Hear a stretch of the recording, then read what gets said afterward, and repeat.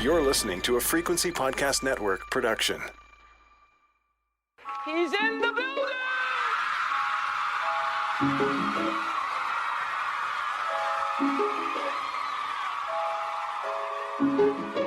Drink the moment.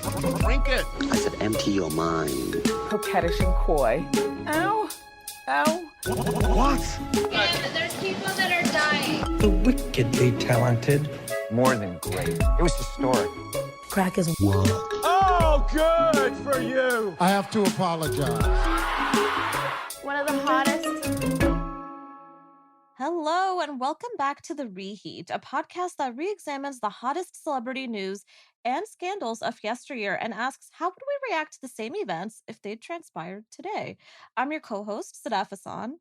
And I'm Sarah Sahagian. Today, we'll be diving into one of the most glamorous crimes in history. We will be discussing the 1995 murder of Maurizio Gucci, heir to the famed House of Gucci, and the media maelstrom that surrounded one of the biggest scandals the fashion world has ever known. Gucci's murder was thrust back into the public consciousness on July 29, 2021, when Universal Pictures released a full-length trailer for the upcoming House of Gucci film. It was a name that sounded so sweet, so seductive. Synonymous with worth, style, power. But their name was a curse too. I'm excited for the movie. I'm excited for you to talk about it today. But I mean, that goes hand in hand with the love for true crime, right? My instant feeling was, ooh, this sounds really salacious. I can't wait to dig into it. Not, oh, a man lost his life at the hands of his wife. It's really interesting. And I know you're a big true crime fan, Sarah. So how do you feel about this in the ranking of all the amazing true crimes out there? Can I even say amazing? So I'm incredibly excited for this. I mean, true crime plus high fashion, like I'm in. I was in from the beginning. But this is kind of the opposite of the true crime documentaries that I really have respected of late about marginalized communities. This is about a super rich, super connected dude being murdered by his super rich, super connected wife, right?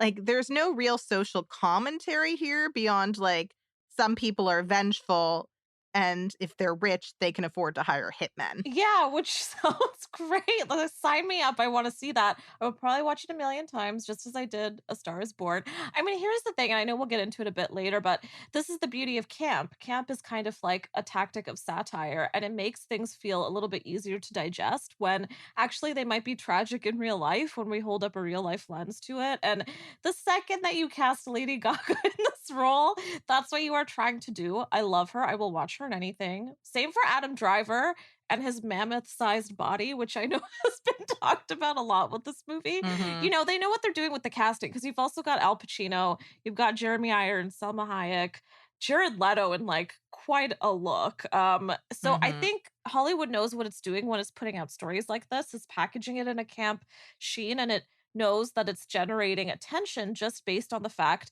that it's a really juicy story. It's not really thinking about the fact that somebody died here. I mean, that's never really been the case with this story.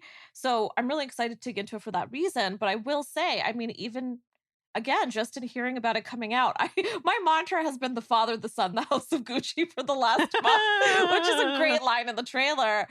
But it's not very respectful, is it? I'm so sorry. But we're going to unpack it, and I'm going to learn too. So, the upcoming film is based on Sarah Gay Forden's acclaimed book, House of Gucci, a sensational story of murder, madness, glamour, and greed. That's a long title, but it's a good title. The patriarch of the modern Gucci family was Guccio Gucci. Born and raised in Tuscany, Guccio was influenced by the time he spent working as a porter in London's swanky Savoy Hotel in his teens. After returning to Tuscany in 1921, he founded House of Gucci as a small leather goods store in Florence. Guccio earned a reputation for craftsmanship. Aristocrats swore by Gucci's leather suitcases and equestrian gear. Already famous in Italy, Gucci got a boost when American officers stationed in Italy invested in the world-class luggage to take home as souvenirs. By the 1960s, Gucci was beloved by such legendary fashionistas as Jackie Kennedy and Grace Kelly.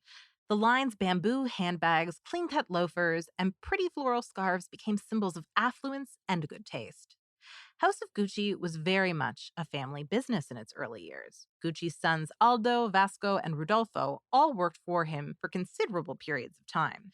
Rodolfo's only child, Maurizio Gucci, would become an integral part of the Gucci empire during his time there. In fact, he began working for the company as a package boy when he was only 15 years old. The bigger the family, the bigger the brand, the bigger the drama. That's what I Mhm. personally believe. I have a lot of reasons to believe in that go back in my own family, but I think there's something to that. Oh, for sure. And Forden's book talks a lot more about the rivalries within the family and the drama. Ooh. There are so many mini soap operas Mm. within that book. That's why it's incredibly long. But it's a good read, and I highly recommend it to you and to our listeners if you're interested in the succession-like aspects of this story. So in 1970, Maurizio met Patrizia Reggiani at a glamorous ball held by Milan elite. Reggiani grew up in northern Italy. Her mother was a laundry worker, and Patrizia never knew her biological father.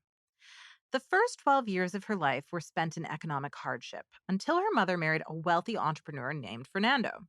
Fernando legally adopted Patrizia, who was a bright child and a good student. At university, she developed a reputation as a party girl. She was known to stay out until the wee hours of the morning before heading to class the next day. Honestly, Lady Gaga is the ideal casting to play Patrizia. Both women are beautiful, they even look alike, and they have presence. Yes. The attraction between Maurizio and Patrizia was instant and intense. Rodolfo, Maurizio's only surviving parent, originally disapproved of the match. He described Reggiani as, quote, a social climber who has nothing in mind but money. But nonetheless, Maurizio and Patrizia married in 1972, and Patrizia excitedly took on the Gucci name. Sadaf, what do you make of Maurizio marrying someone his father did not like? I think it's tough, especially when you have a family that sort of operates like this, which is very intense. My parents are your typical traditional South Asians, so they prefer I one day get hitched to someone who is exactly like that. In other words, that's a pipe dream. Pretty much impossible unless I find Aladdin one day. So I know how difficult that is. And it's also why I'm very much for following your heart and going for who you want. But I can see how incredibly difficult that can be because you're not just marrying me, you're marrying the family. And God, I mean, I wouldn't want to do that if I were somebody else. So it's a lot to think about. And I think that's the case whether you are the one marrying into it or you are the one who is doing the marrying. You want to make sure that this is somebody who your family loves. And if it's not, how romantic, but also, oh, it's going to be tough. It's going to be hard. Mm-hmm. I think part of it too is the class situation. Which sides of the aisle are they coming from? This is, I think, what a lot of the question is in families who are so difficult about who is coming into the family. What is their culture? What's their creed? And most importantly, what level of class are they at? And I think that was a huge issue between these two. I'm assuming for so many years because she's somebody who came up from nothing and was, I guess, in some ways, if they wanted to say it was riding on his coattails. I don't necessarily agree with that, but I think that could be the stereotype. Yeah, I think there are a lot of politics there. And the Gucci family was a very proud family. They had Mm, accomplished a lot, but they also thought very highly of themselves. So you might be onto something there. yeah. As newlyweds, Maurizio and Patrizia moved to New York City to work for House of Gucci in America.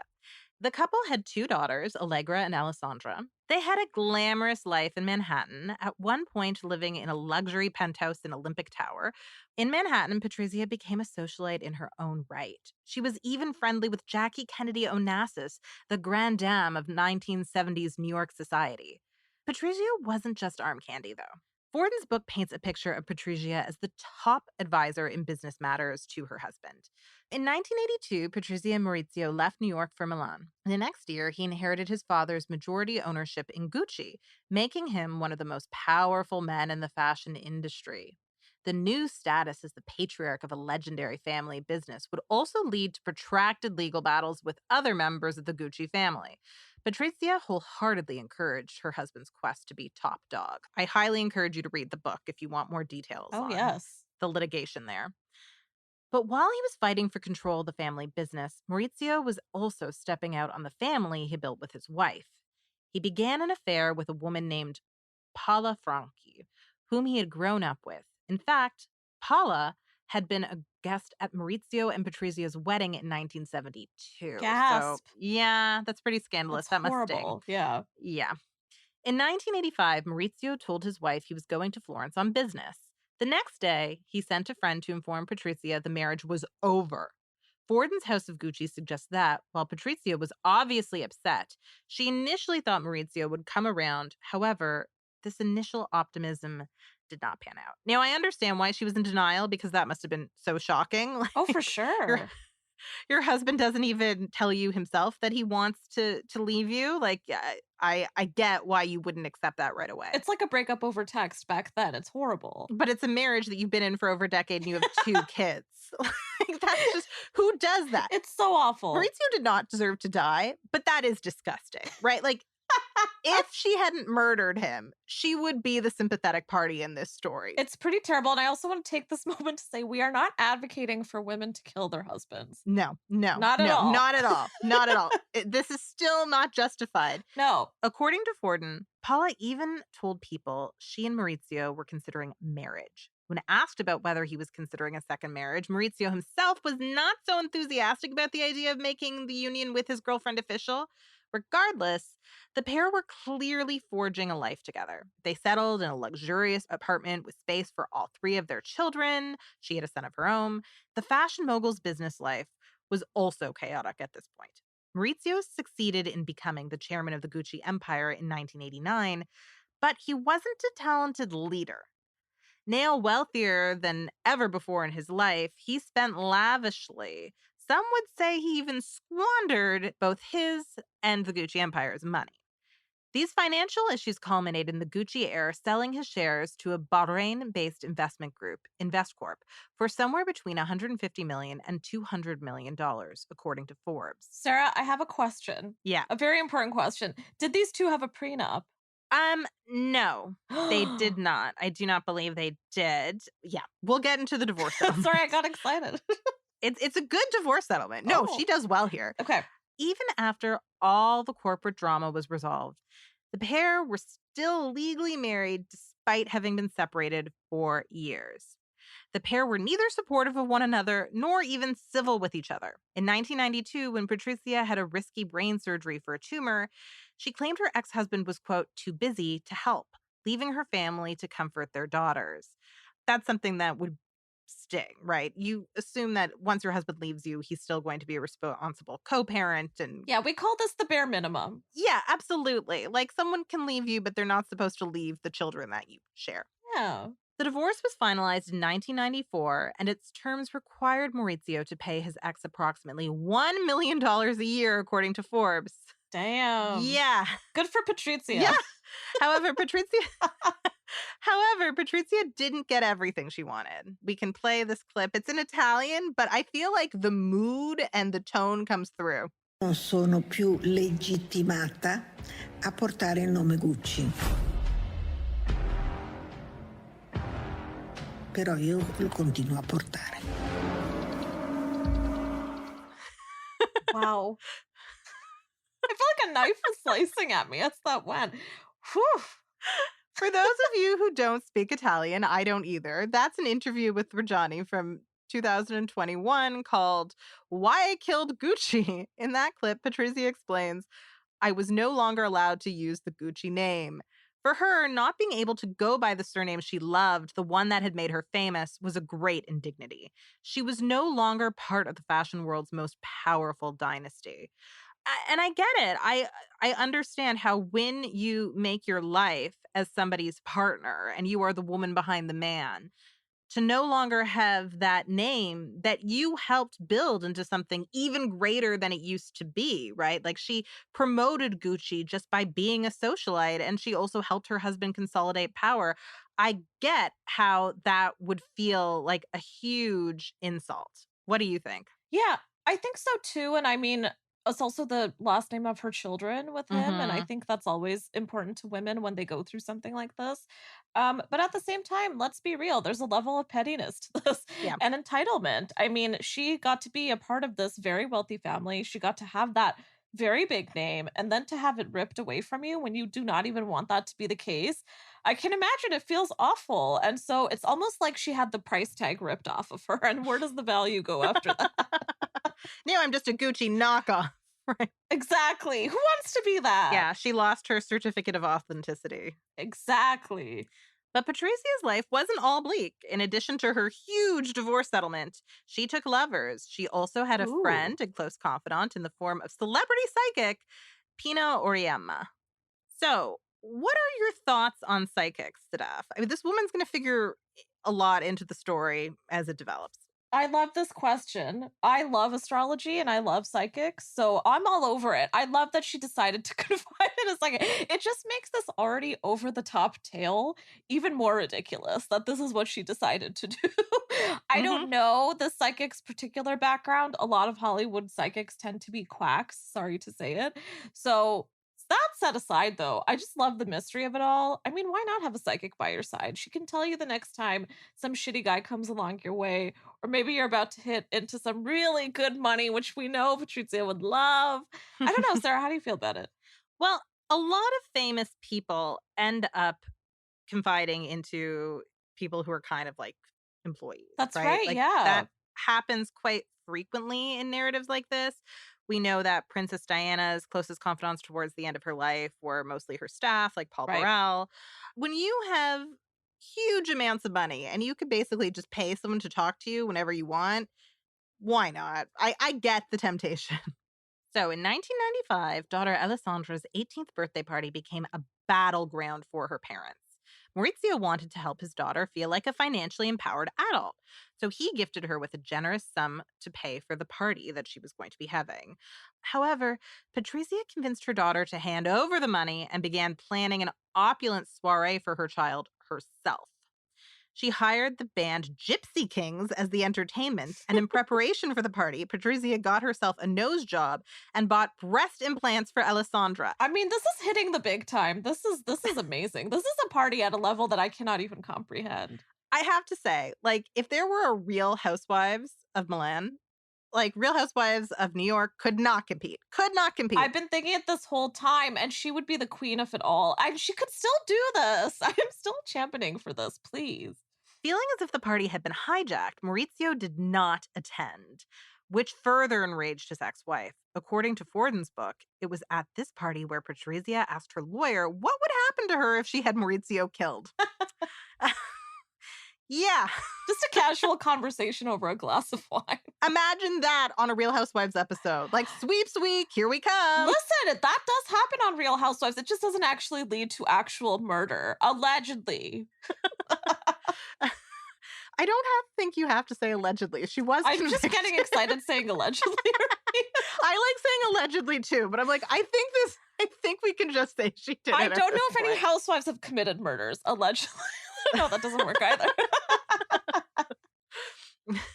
Before we get into what happened next, maybe now would be a good time to take a little bit of a break. I know I'm getting pretty excited here. Like this is an intense story.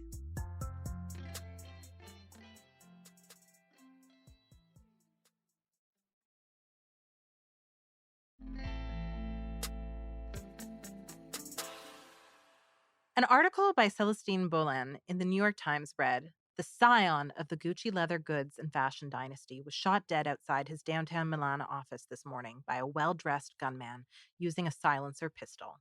A second gunman shot the building's doorman, who miraculously survived." Paula, Maurizio's lover, immediately told the authorities about the rumors she had heard about Patrizia wanting to have Maurizio assassinated.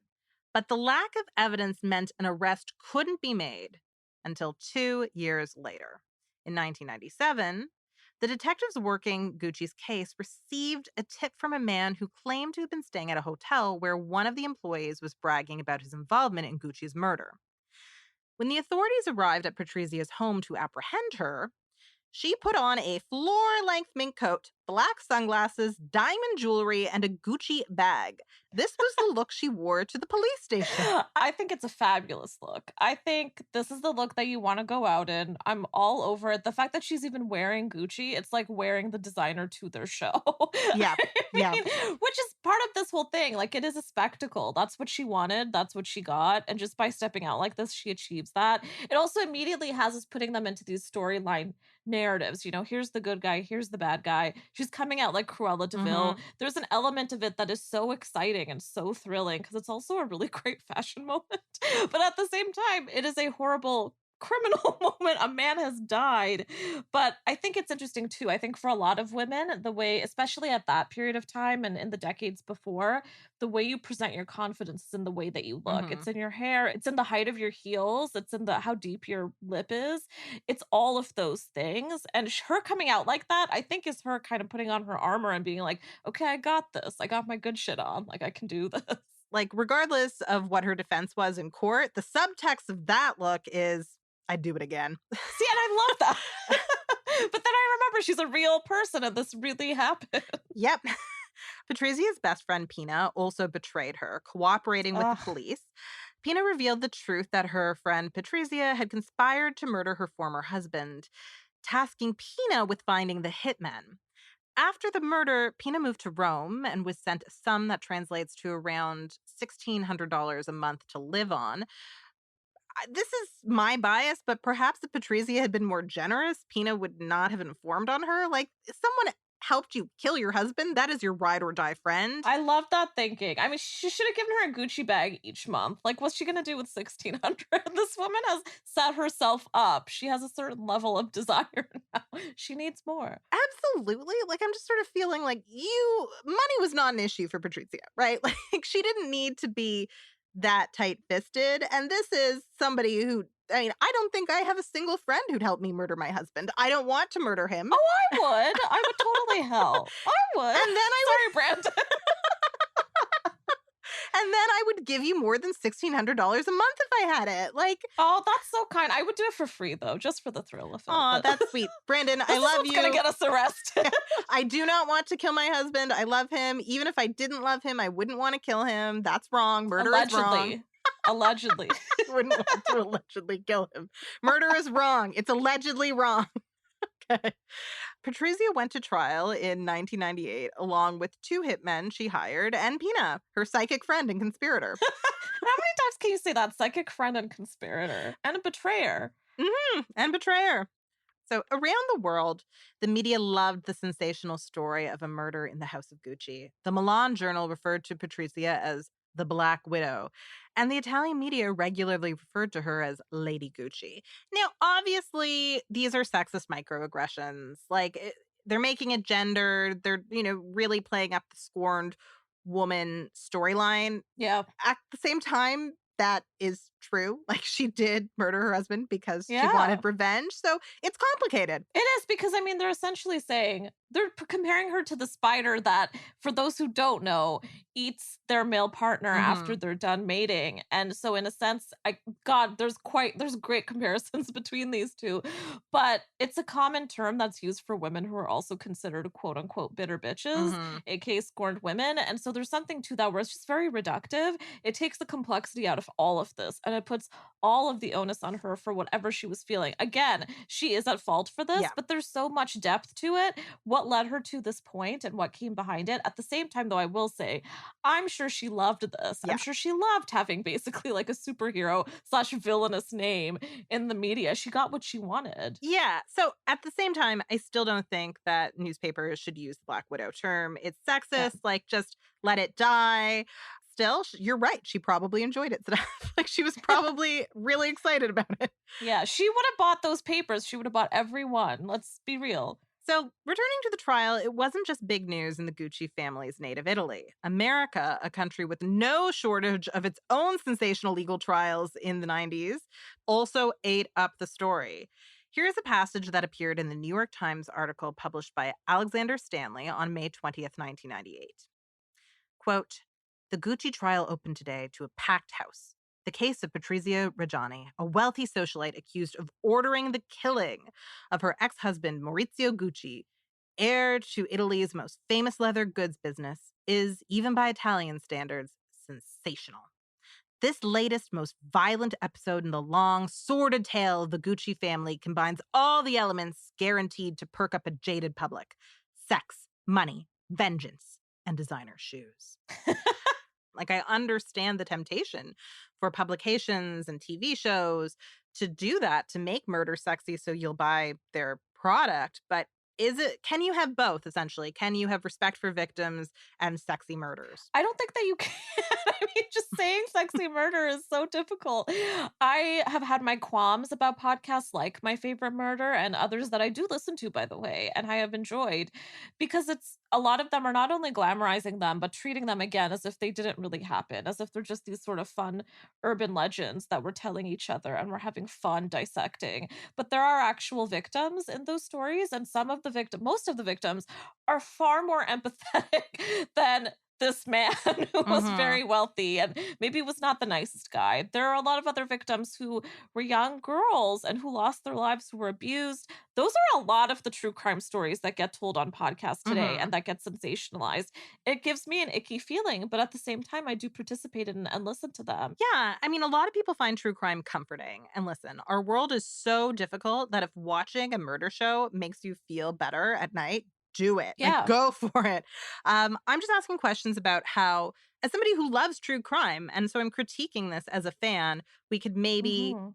choose different murders to talk about and maybe discuss them in ways that are helpful to society as opposed to ways that kind of dehumanize the victims. And to be fair to the international media who delighted in covering the House of Gucci murder, the trial was pretty dramatic. The antics. Yeah, Yeah. there are a lot of antics here. That's Yeah. a good word. Patrizia's outrageous defense suggested that the murder of her ex-husband had been all Pina's idea. And Why uh, not? Just throw her over. Who cares at that point? yeah, and that Pina coerced her into going along with it. Patrizia also claimed the brain tumor she had removed in 1992 had made her mentally unstable and completely incapable of planning a murder. So that was another key part of her defense. Convenient. Yeah, but this defense didn't work. Authorities revealed that they had found a clear money trail connecting Patrizia with the hitmen. The investigation revealed she had paid 500 million lira for her former husband's death. Yeah, so she did not get away with this murder. No, she didn't. Did she even want No. to? I don't know. You're right. I'm not sure if she did or she didn't. A panel of psychiatrists had assessed Patrizia in the lead up to the trial and diagnosed her with narcissistic personality disorder. The Mayo Clinic defines narcissistic personality disorder as, quote, a mental condition in which people have an inflated sense of their own importance, a deep need for excessive attention and admiration, troubled relationships, and a lack of empathy for others. Behind this mask of extreme confidence lies a fragile self esteem that's vulnerable to the slightest criticism.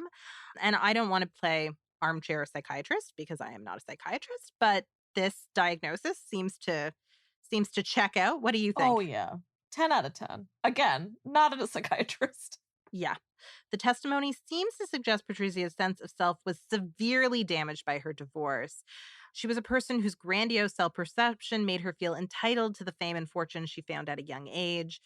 When she lost the status of the Gucci family and the Gucci name, that was a significant blow for her. Adding insult to injury, Maurizio's extramarital affair with Paula had turned into a successful domestic partnership post divorce. While these events would have been traumatic to many of us, like I don't want to Mhm. completely dismiss them. These are traumatic blows for pretty much anybody. Yeah. For someone with Patrizia's severe narcissistic personality disorder, these events triggered a particularly damaging urge to have her husband eliminated from the planet at any cost. Eliminated from the planet. Yep. Yeah. Patrizia was ultimately sentenced to 29 years in prison, but that sentence was lowered to 26 on appeal. Still a long time. Her legal team also made sure she was allowed to have a pet ferret in prison. Yeah, I love that detail too. I just want to know, was the ferret in Gucci colors? Like, what was the connection? Dying to This know. woman makes an entrance wherever she goes. Yeah. Patrizia spent much of her time in prison watching television, looking after her ferret, and caring for plants in the garden. In 2011, she was offered day release for good behavior, but she turned it down. You would think she'd want to get back to her two daughters. She Yeah. had written them a lot of letters in prison. By all accounts, she loved them. She also had a lot of money to get back to, right? Like she Yeah. could live a nice life outside of prison. The answer as to why she turned down day release is this. Here's an excerpt from a 2011 article John Hooper wrote for The Guardian. Patrizia Reggiani may have her faults, but no one could deny she is a woman who sticks to her principles. The ex-wife of the heir to the Gucci fortune, who is serving a 29-year sentence for ordering his murder, recently became entitled to day release if she accepts a job. But according to Italian media reports on Tuesday, Reggiani told the judges reviewing her situation that she had, quote, never worked in her life and she did not intend to start now. I mean, what a unique woman. I love so much, again, as this reporter put it, that she just stuck by her principles always, from the way that she walked out that day, dripping in designer labels, and then down to this, not even wanting to leave jail because she doesn't want to get a job. I mean, I almost admire it, to be honest. This is a woman with standards. Like, Yeah. she has boundaries. Yeah. She knows how she wants to live and be treated. And, she sticks to them. Like, she could teach us a lot about boundaries, frankly. Like, Yeah. one of those boundaries is she never wants to have a job. And she's found a way not to. She's basically a human meme. She's highly quotable. Patrizia Reggiani is not a role model. Is she a style icon? I would say yes, but those are two different No, things. she's very well dressed. Fashion role model, not life role model. Dress like her, don't act like her. You heard it here. So Patrizia was ultimately released from prison in October of 2016. This was an early release thanks to credit for good behavior in prison, so she was apparently a model prisoner. Upon her release, Patrizia received a lump sum of $26 million. This was back alimony that she couldn't collect while in prison. Today, Patrizia also receives an annual annuity of nearly $1.5 million from Maurizio's estate. And that's because the divorce agreement they struck required him to pay lifetime alimony to his ex-wife, and apparently the fact that she killed him does not render that contract null and void. Let us remember the law and justice are two different things. The law is not about justice. Right. Today, Patrizia lives in Milan. She can be seen walking about town with her pet parrot on her shoulder, because why be dull? Of course. Since her release from prison, Patrizia has given candid interviews about her murderous past that make it clear she's not particularly remorseful, and even suggest she's proud of her Black Widow reputation. An Italian TV crew who ambushed her asked why she'd hired a hitman instead of shooting her ex-husband herself, and Patrizia's reply was, "My eyesight is not so good. I did not want to miss." I mean, she's a comedian. She's hilarious. Like, she's evil, but she's really funny. She's very funny. But again, is the intention there? This is the thing about this woman. It's so hard to figure out what's intentional and what isn't. Yeah, I don't know. Like, that could just be the truth. It might not be that she's making a joke. It's hard to know. Yeah. In one interview quoted by the Daily Mail in 2021, Reggiani says the following, quote, "I was furious with Maurizio. I went around asking everyone, even the local grocer, is there someone who has the courage to murder my husband? I can't aim a gun very well. I couldn't have done it myself." The same article quotes Patrizia admitting, "I didn't think they would catch me." So it's possible that if she thought she'd be held accountable, she wouldn't have done it. At the same time, this is the woman who wouldn't leave prison because she didn't want to get a job. So I still think it wouldn't have been a deterrent if you told her they'll catch you someday. No, and I almost wonder if she kind of has a little bit of a piece missing when it comes to empathy, because she makes these decisions without really thinking ahead and who she's hurting. This was the father of her children, for God's sake. Like, she didn't seem to be factoring that into this at all. And again, if she ever wanted to kind of get back in with the family, which it seemed like she would if she had the opportunity, this was not going to do that for her. And this is a man that she loved. I mean, absolutely, the relationship soured and he was not great to her afterwards. He had an affair, for crying out loud, but it's a huge limb to go out on and then decide that this is the solution to all your problems. There seems to be a situation here where she leaped from one feeling to a massive action and didn't really think about the in-between or the after. Yeah, I think that in our society, sometimes we have a hard time separating strong people from admirable people. Like, she's certainly strong. She's very resilient. Yeah.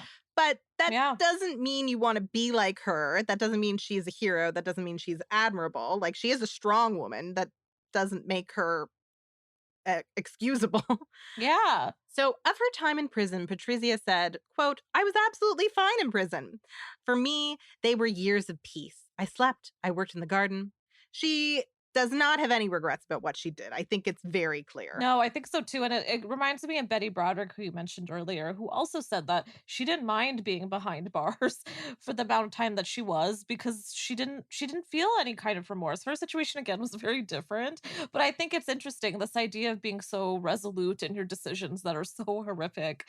She's an interesting woman, Patrizia. No remorse for killing her children's father. Yikes. Yeah. And she now seems to enjoy her new role as a murdery icon. She certainly is eager to talk to the media, and the media loves her too, or at least loves her story. When the first stills from the House of Gucci movie were released earlier in 2021, the photos of après-ski chic Lady Gaga and Adam Driver in costume as the iconic Gucci couple went viral. While Patrizia admits that Lady Gaga is good casting and definitely resembles her, she also has a bone to pick with the performer. She told Italian news agency ANSA, "I'm annoyed by the fact that Lady Gaga is portraying me in the new Ridley Scott film without even having the courtesy or the good sense to come and meet me." Gaga's gonna nail this. I have no doubt about that. She should have an Oscar by now. Patrizia's lucky. Oh no, I think she'll nail it. I just don't think you want to make an enemy of Patrizia. Like, Oh, totally. Oh, totally. Patrizia feels offended by the fact that Lady Gaga didn't reach out to her. And I get it. If you're researching a part, you don't necessarily want to speak to a murderer. Yeah. I don't think Patrizia remembers that she's a murderer. No. She definitely doesn't. She forgot about that. So obviously we here at The Reheat are complicit in keeping Patrizia in the cultural conversation. Talking about whether we should let murderers be famous is still letting murderers be famous. This is a complicated issue, and I can't deny that a note of 90s nostalgia might be contributing to why this story still resonates today. It definitely resonates with me. It could also contribute to why I personally will line up to see House of Gucci when the film adaptation premieres. I will go to any length to see it. What about you, Sadaf? Oh, 100%. I cannot wait to see it. I will probably see it multiple times. Now, is that because of Patrizia herself? Not necessarily. It's because of what Hollywood has spun this into, right? It's this over the top, perfect Hollywood story that has these actors in this cast that you would want to watch in anything, and this great costuming, and it's Gucci and it's perfect. But then you remember that it's a real story again. And this is, I keep coming back to this because you're right. It is so complicated in the way that we discuss it too. You have to peel back the layers of this and remember that this is a real tragedy that actually affected people, but also that it's hard because it's being fronted by a woman who is essentially a cartoon. Mm-hmm. I mean, just think of Tiger King. Like that was what, a couple years ago? Not even. And it's a very similar story in the level of heightened campness. Carol Baskin has fans. She might have done something to her husband, allegedly. We don't know. But there is so much to that story that is similar in this one when it comes to the way that the media soaks it in and the way that viewers soak it in. And that was what, 2020? Oh, absolutely. Like, regardless of when it happened, in the 90s or today, the House of Gucci murder is big news. And the fact that we're still talking about it now shows that if it had happened today as opposed to in the 90s, it would probably be just as big, if not an even bigger story. I think it might have been even bigger because, again, we love true crime today in a way that we never did before. Yeah, the killing your husband fantasy is big in 2021. Uh, Kevin Kneff himself is a great example of that, and so is this story and how it's already so popular despite the fact that the movie doesn't come out until November. But it is now time for Hindsight is 2021. I shouldn't have done that. So, Sadaf, now let's discuss what we would have done differently if we were embroiled in the House of Gucci murders. I think for me, what I would have loved to see, and first of all, what I struggle with the story is when I hear it, and I'm sure a lot of women feel this way, I immediately feel greater empathy towards Patrizia than the Gucci family, which is troubling. That shouldn't be the case. But I think part of what it makes me think is that because she was the woman behind the man, which you touched on earlier, Sarah. And I find those stories to be so frustrating because there's so many great women, especially in that era, who did such amazing work and were the talents in these families, but we didn't know that. And I get sad thinking about the number of stories like that out there that we will just never know. And I wish that she could have gotten that reputation before all of this happened, that there was stories about that there was reporting about that, how much work, how involved she was with the Gucci family, with the label, what she did exactly. She could have built something for herself, and maybe we wouldn't have even gotten to this point. Not that that's something to blame the family or the media for, but I do think other than that, it would have been great if we didn't have to present her as this sort of cartoonish villain, the Black Widow. It would have been great if we actually presented her as an actual villain who's in real life committed a murder and is not somebody that we should be feeling any sort of alliances towards. But it's tricky. You have to have a lot of media literacy to be able to read through it now. What about you, Sarah? So obviously, Maurizio did not deserve to die. Yeah. Let me just preface what I'm about to say with that unequivocal statement. He didn't deserve to die. No. However, had I been Maurizio, I probably would have just gathered my courage and told my wife myself that I wanted to leave her and not send a friend as my emissary. Yeah. Like, that's inexcusable. It starts your divorce off on a terrible path. I definitely think that he made some mistakes there. Again, no one deserves to die because they make mistakes like this. No. But had he not been murdered, he would be the villain of this story for sure. Maybe his wife still would have murdered him if he decided to do something more akin to conscious uncoupling, but we'll never know. And at the very least, he should have tried. That was the mother of his children. He should have been a more attentive co-parent after they got separated. So yeah, and I'm gonna also add that because again, like a lot of her fate was in her hands, especially in this scenario that played out. But because of that, I think I would have loved to just see her not be so vengeful and just take in the reputation, the knowledge, the skills that she had, and maybe make her own label, maybe make her own company. Like she had a story, she could have used it, and then she could have become something of her own. And she could have more than one ferret, and she could have millions that she made on her own, you know? I would have loved to see that Patrizia. That's a Patrizia that we could also feel good about putting on a platform and a pedestal and loving. And God, who would she be today? She would definitely be a real housewife of Milan. I would pay to see that. well, she was actually at the time of the murder writing a manuscript called Gucci versus Gucci. She was writing a tell-all. And wouldn't it have been great if she'd just gotten her revenge that way, like written a tell-all about the dirty laundry of the Gucci family and exposing them for what they were. Like she wasn't treated particularly well by her ex-husband. There was a lot of sexism in the way that family business operated, and she could have exposed it and started a real cultural conversation. I hope she still writes it. How has this woman not published a tell-all? Well, I think that's a wrap for this week. My final thoughts on the House of Gucci murder is that it's a fascinating case study in the public's lurid infatuation with true crime. I, as you know, am a fan of this genre, but I feel like the time has come to question the ethics of this form of entertainment and to ask ourselves how we can enjoy the genre in ways that don't romanticize murder. Absolutely. Well, as always, we hope you'll be back next week as we do a deep dive into the legend, the legacy that is Monica Lewinsky. Now, if you want to hear more from me, you can find me on Twitter at _Sadafasan. Sarah, where can our listeners find you? Listeners can find me at Sarah Sahagian. And if you liked this podcast, please rate, review, and subscribe so other listeners can find us too. Thanks for listening.